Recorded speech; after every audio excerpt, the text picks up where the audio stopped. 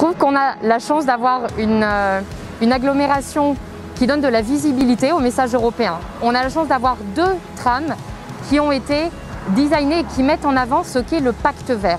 Nous, on était très fiers à Clermont-Ferrand qu'on nous propose d'habiller le tram aux couleurs du pacte vert européen, dans la mesure où Clermont-Ferrand est une ville très ouverte sur l'Europe et l'international. C'est important que les citoyens soient sensibilisés et qu'ils aient l'information à portée de main.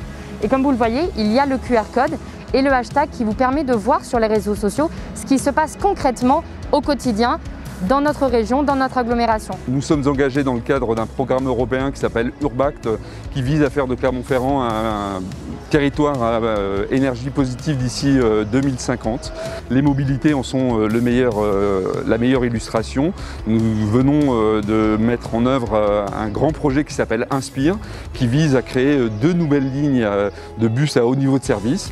C'est des investissements majeurs, plus de 240 millions d'euros pour les 6 ans qui viennent, et qui vont permettre de réduire la part modale de l'utilisation de la voiture à 50%.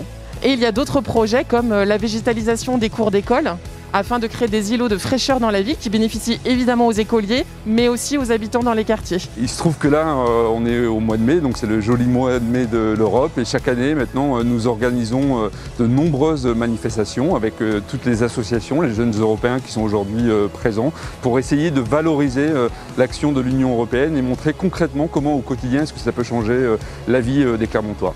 C'est une association transpartisane de 16 à 35 ans qui vise à promouvoir le débat entre citoyens et la citoyenneté européenne. Les jeunes européens ont pris parti de pouvoir se positionner concernant le pacte vert qui a été dicté par la Commission européenne l'année dernière. Donc c'est un message qui est important de faire connaître, et ensuite j'espère que les jeunes et les moins jeunes pourront se tourner vers les jeunes européens Auvergne pour venir discuter, échanger et nous donner des idées pour continuer d'avancer au niveau de la politique européenne de façon pédagogique, concrète et surtout environnementale.